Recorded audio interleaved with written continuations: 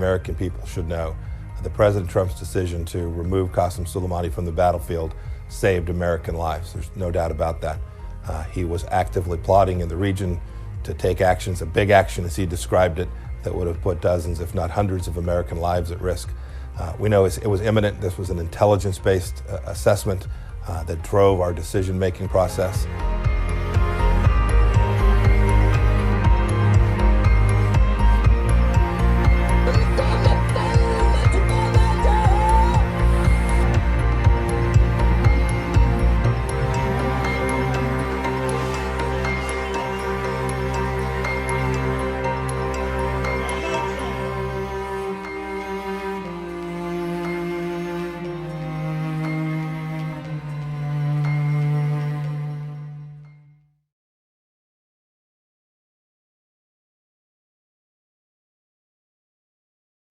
As far as I know, we didn't have any information as to what happened beforehand. So he was the target.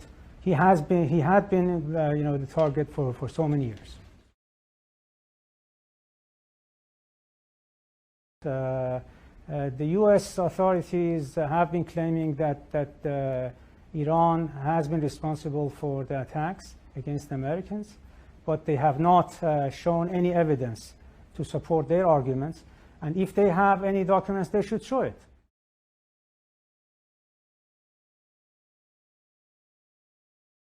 Just look at the tweet that John Bolton issued either last night or early today. He said that the assassination of Soleimani was long in the plan.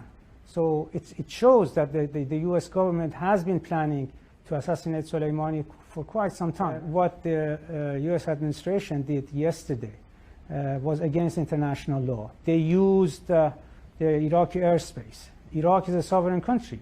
The government of Iraq issued a statement today saying that it was an act of aggression by the United States. So it shows that what the Americans did in assassinating Martyr Soleimani and his colleagues was an act of aggression against international law, against the sovereignty and territorial integrity of Iraq, and definitely that cannot be condoned.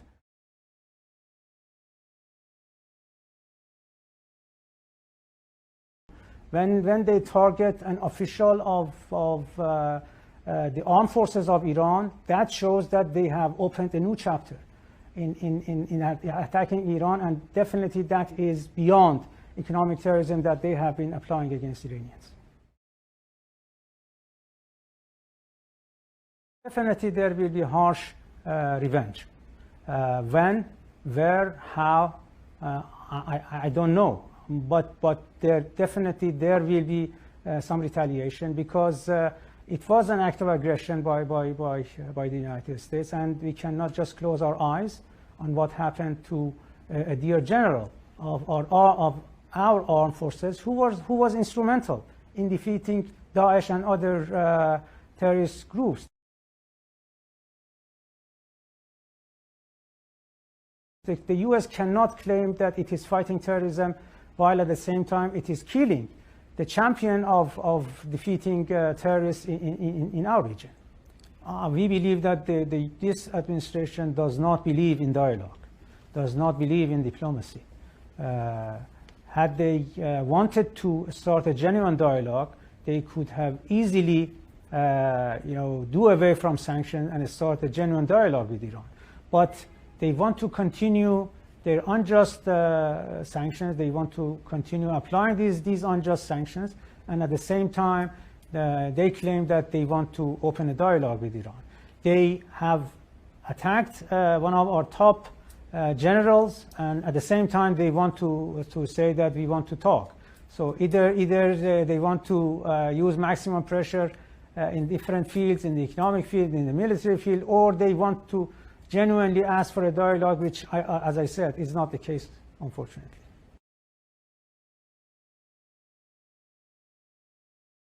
I mean, the American people should understand that Iran is eager to establish peace and security in the area. We do not want to do anything in contravention of international law. We are supporting dialogue, but at the same time, we cannot accept bullying.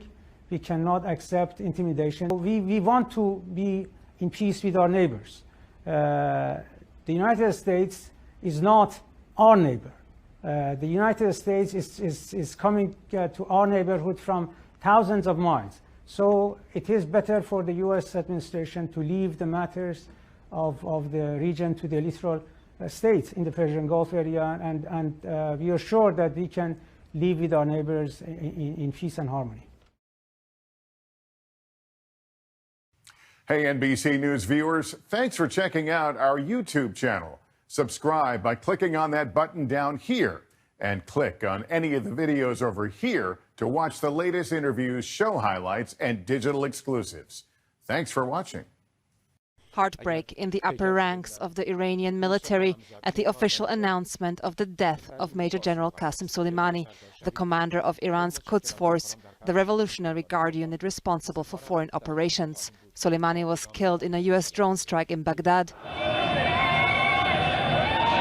And a spontaneous outbreak of joy in Iraqi cities over the passing of a man many see as the embodiment of Iran's meddling here. I feel happy about killing Soleimani. The reason is because of his foreign interference in Iraq. Would you accept that I'd intervene in another family's issues? Everything has boundaries. In the early hours of Friday morning, shortly after arriving at Baghdad International Airport, a US strike targeted a convoy of Soleimani and his close ally, Abu Mahdi al-Mohandes, the deputy head of the Iraqi Popular Mobilization Forces, an Iranian-backed paramilitary group. Other members of the group were also killed. For Iran's supreme leader Ayatollah Ali Khamenei, Soleimani was a trusted confidant, a member of his inner circle, and he warned there will be revenge. The cruelest people on earth assassinated the honorable commander who courageously fought for years against the evils and bandits of the world. Soleimani's martyrdom will make Iran more decisive to resist America's expansionism and to defend our Islamic values. With no doubt, Iran and other freedom-seeking countries in the region will take his revenge. While there is talk of revenge, many Iranians don't want to see war. It will definitely increase violence, but I fundamentally disagree with violence and conflict. I believe people moving toward peace and negotiation to reach their goals is much better. Soleimani enjoyed some support when he led the charge to displace ISIL from Iraqi strongholds. But many Iraqis now blame Iran for instability and interference in their country, and Soleimani directly for a violent crackdown on anti-government protests which began in October. The US assassinations are the most extreme escalation in tensions between Tehran and Washington in recent years, and many in Baghdad fear it will continue to play out on Iraqi soil. We condemn this. It's unacceptable for something like this to be happening in our country. It's between America and Iran, and in the end, we will be hurt. Our situation is already not stable. Many Iraqis oppose Iranian and American interventions alike. Earlier this week, Mohandes himself led a crowd of Popular Mobilization Forces supporters as they attacked and besieged the US embassy in Baghdad. He walked alongside Qais al-Khazali, another senior military leader of the pro-Iran group, who has now called on his followers to take up arms against the American presence. Iraq's caretaker Prime Minister Adel Abdel Mahdi condemned the US strike as a violation of Iraq's sovereignty and the rules of engagement of the American presence here. He called the death of Mohandes an aggression against the Iraqi state.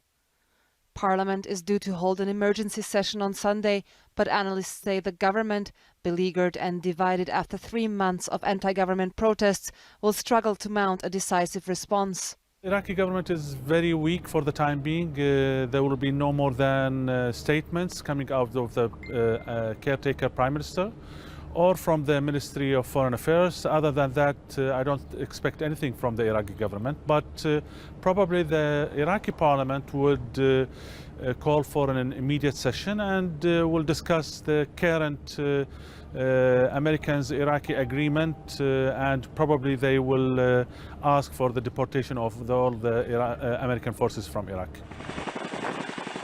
Whether the response to U.S. presence in Iraq will be political or military, the assassinations have put an end to a precarious balance of power that had thus far accommodated both U.S. and Iranian interests in Iraq.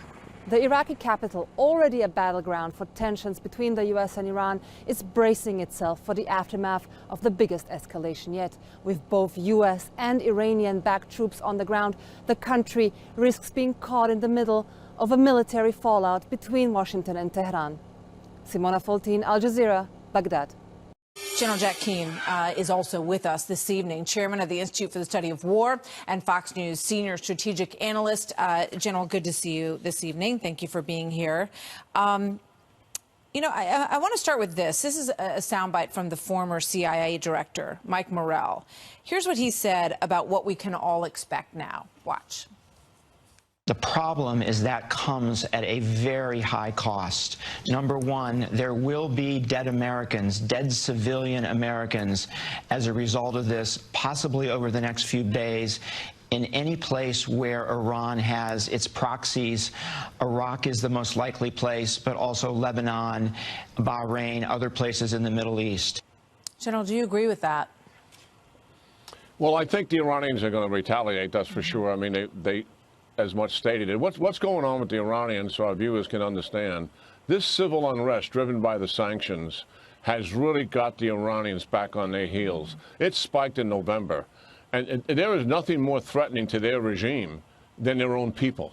Yeah. And that's what has got their concern, and they're determined to create as much crisis as they can for the international community to put pressure on President Trump to back off the sanctions. And that is why, as you mentioned in the introduction with a former previous guest, why they have been escalating military actions to create that crisis to pressure the president. But the problem is they crossed a red line with this president when he exercised enormous constraint in not taking that provocation, but said, don't kill any Americans. And when they did, he acted very strongly, as we've seen.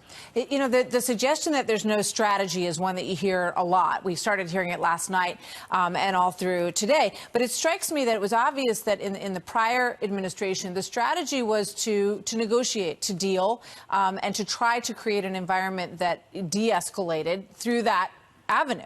But clearly, this president has a different way of going about it. And as I said at the top, he is the first one to take out Soleimani, which is something that was probably opportunities that these other presidents, President Obama, President Bush, had, I would imagine. Yeah, there is a definite strategy here. This Trump administration looked at the appeasement strategy, as I would define it, that President Obama exercised for 8 years as his seminal foreign policy objective. It was his Nixon moment, going to China, so to speak, is what he was trying to achieve. And he thought, by appeasing the Iranians, the nuclear deal was the centerpiece of it, that they would act responsibly and join the community of responsible nations. And what did we get? We got $130 billion put in their hands, fueling the civil wars in Syria and Yemen, hundreds of thousands of rockets in Lebanon. The Middle East was put on fire.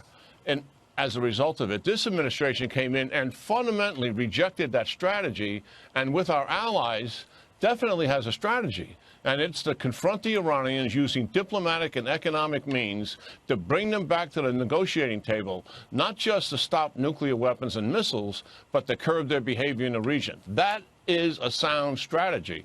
And that's what this administration is about. And to say they don't have one is nonsense. Well, we're going to have to leave it there, but we know that we have our military is on alert in Italy for the possibility of potentially going in to protect our assets and embassies in Lebanon. And as you say, retaliation is likely, and we'll be watching. They're going to go in there in the event there has to be an evacuation.